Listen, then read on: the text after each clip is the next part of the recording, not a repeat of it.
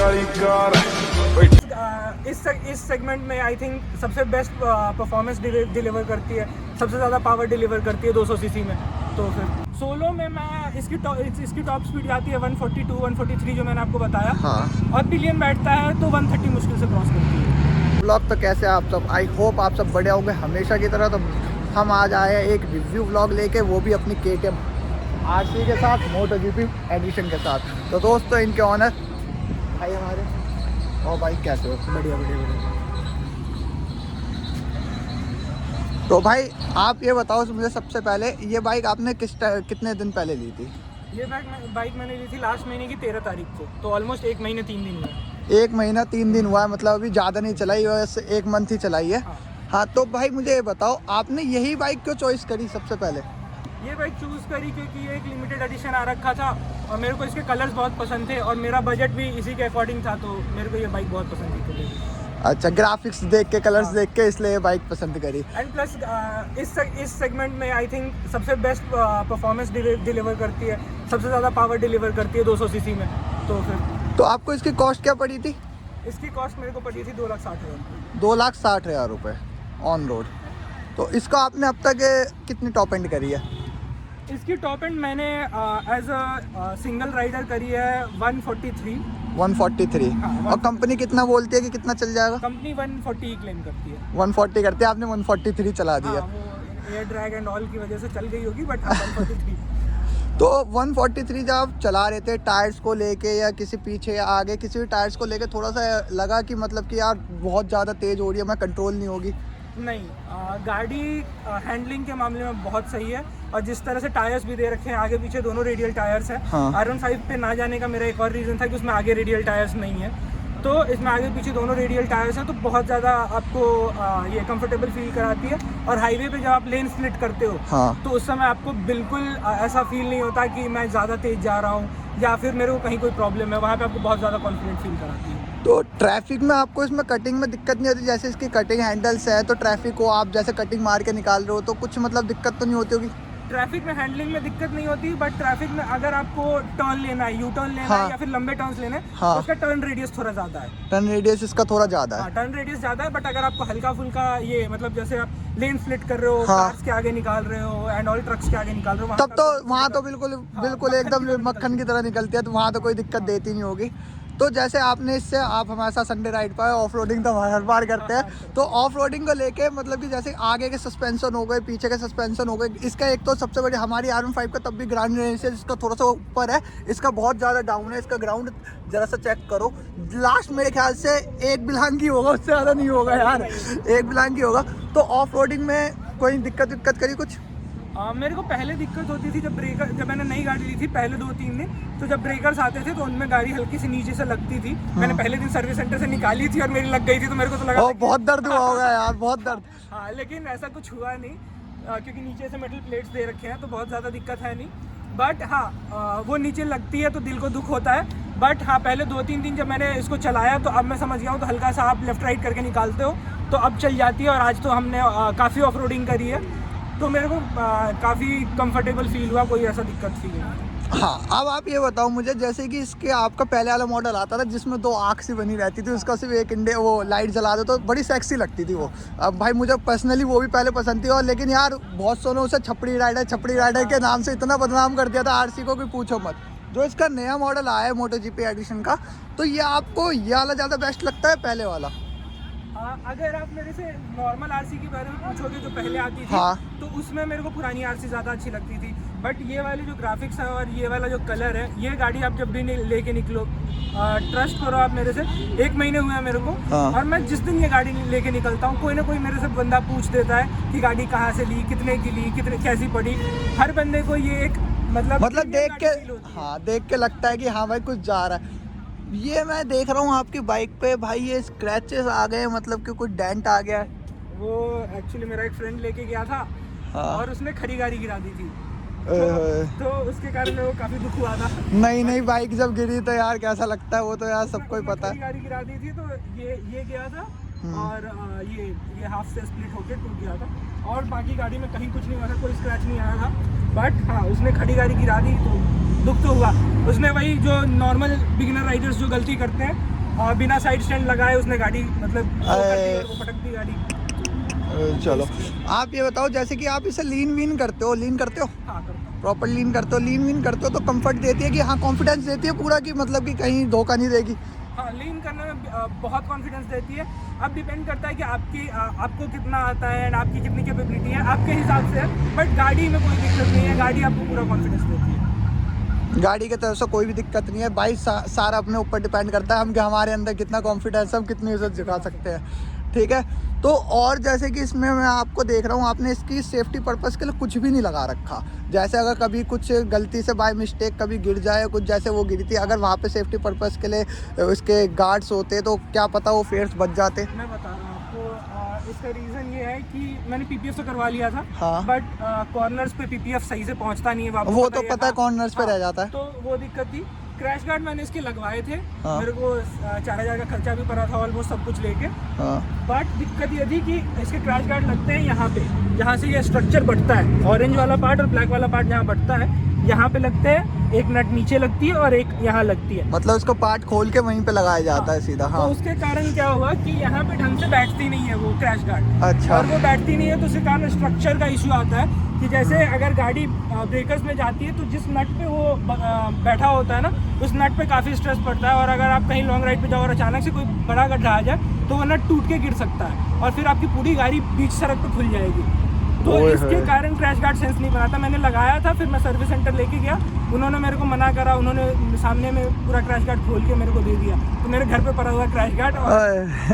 तो इसलिए आप ऐसे ही चला रहे हो, विदाउट क्रैश गार्ड यूँ चला रहे हो। इसका सीट कवर आपने लगवा रखा है इसमें, पहले तो ऐसा नहीं आता था, इसका कोई पिलियन जो था थोड़ी दिक्कत देता था, इसलिए वैसे ही। तो एक्चुअली सीट कवर का क्या सीन था कि सीट इसके थे बहुत प्यारे, बट अब तो वैसे ही पहले से बेटर सीट आ रही है यार, पहले तो बहुत बेकार आती थी। इसके सीट बहुत प्यारे थे, बहुत कंफर्टेबल थे। बट उसमें वो था कि पतली सी फिल्म थी, अगर हल्का सा भी कोई स्क्रैच लग जाए, आप तो जानते हो हम इंडिया में रहते हैं, कोई चाबी मार जाए, कोई कुछ गली में खड़ी रहती है, बच्चे मार देते हैं, क्या पता पड़ रहा है। एग्जैक्टली।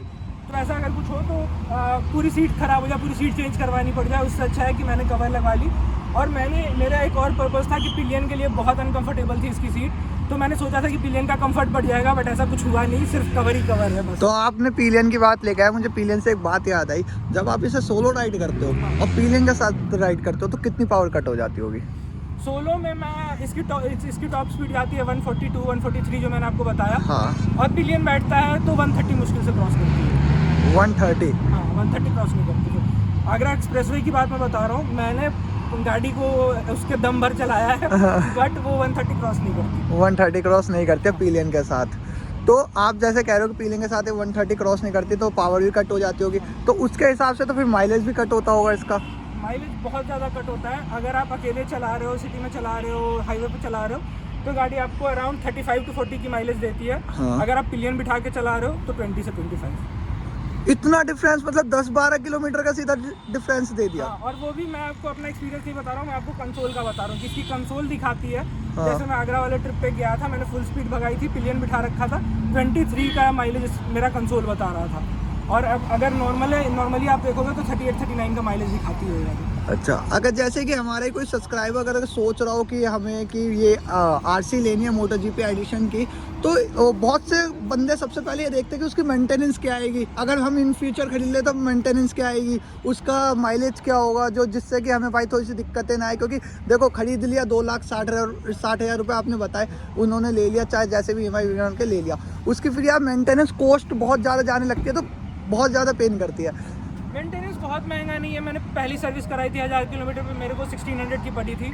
1600 की पड़ी थी? हाँ, तो 1600 की मेरे को फर्स्ट सर्विस पड़ी थी। मेंटेनेंस बहुत ज़्यादा नहीं है। तो फर्स्ट सर्विस में तो वैसे ही कुछ ज़्यादा होता नहीं है, ऑयल वॉयल बस, और क्या कहते हैं ल्यूब व्यूब हो जाते हैं, तो थोड़ा सा खर्चा इसलिए कम आता है। हाँ, सेकंड सर्विस होगी। सेकंड में आपको पता पड़ेगा कि सेकंड में, भाई आप सबको ही बताऊंगा कि इनकी सेकंड में क्या कितना खर्चा आया, उस हिसाब से आप आगे देखना। एक बार मुझे एवरेज कंफर्म कर दो, जैसे कि अपना सब्सक्राइबर अगर लेना चाहे तो एवरेज कितना तक दे देती है? अगर जैसे कि आप स्पोर्ट्स बाइक लेते हो खुद के चलाने के लिए, हाँ। आप पिलियन नहीं बिठाते हो, हाँ। तो आप बेफिक्र होकर चलो कि 35 तो देगी, 35 से 40 के बीच में। हाईवे पे चलाओगे तो 40, सिटी में चलाओगे 35 तो देती है, 35 दे देती है। आप मुझे ये बताइए कि ये रिकमेंडेड करते हो किसी के लिए, मतलब जैसे कोई ऑफिस जाता हो उसके लिए, डेली पर्पस के लिए करते हो इसे रिकमेंडेड? मैं रिकमेंड तो करूँगा क्योंकि आई कैचिंग बहुत है। अगर आप ऑफिस लेके जाओगे, हर दूसरा बंदा और बंदी पूछेगी कि भाई कहाँ से लिया, कितने की ली, ये बाइक मतलब कैसी है एंड ऑल। तो सबसे पहले तो अटेंशन ग्रैबर है, हर जगह अटेंशन ग्रैब करती है एंड एक सुपर बाइक का फील देती है आपको बिगिनर लेवल पे। तो हाँ, मतलब कि आप ये कहते हो अगर जिसको बाइक लेनी है, अगर कोई बिगिनर है सीखने के लिए लेना चाहता है और लीन वीन अगर वो सीखना चाहता है तो इस बाइक पे जा सकता है। हाँ, जा सकता है। और अगर किसी ऐसे बंदे का हो कि जो जिसने कभी स्पोर्ट्स बाइक नहीं चलाई है बट उसको कभी मतलब इन फ्यूचर कभी लीटर क्लास गाड़ी ओन करनी है, जैसे 1000 RR हो गई, पानी गेल हो गई एंड ऑल, किसी का ऐसा प्लान है तो पहले सीखने के लिए आई वुड ऑलवेज रिकमेंड कि ये गाड़ी ले ले। इस पर उनको जितनी चीज़ें सीखनी है, क्योंकि जैसे आप बड़ी गाड़ियों का देखोगे तो वो पहले दूसरे गियर में व्हीली पॉप कर देती है, व्हीली पॉप कर देती है। एंड ये सब चीज़ें होती है। तो वो सब चीज़ें कंट्रोल करने के लिए आप पहले ये गाड़ी ले लो, इस पर सीख लो बढ़िया से और फिर बोलो। मेरा भी प्लान है कि अगले 1-2 साल में मैं भी कोई सुपर बाइक लूँगा। तो मेरे लिए भी वही सेम चीज़ थी कि मैंने सीखने के लिए ये गाड़ी ली है। आपका ड्रीम जरूर पूरा हो, जल्दी लो, हम उसके साथ रिव्यू बनाएंगे। हाँ, तो आप मुझे इसके मीटर कंसोल में बताओ कि क्या क्या इसमें फैसिलिटीज़ है या कुछ इसमें कुछ नया हो, जैसे कि जो पहली वाली KTM से अलग हो कुछ? नहीं, सारी चीज़ें सेम ही है।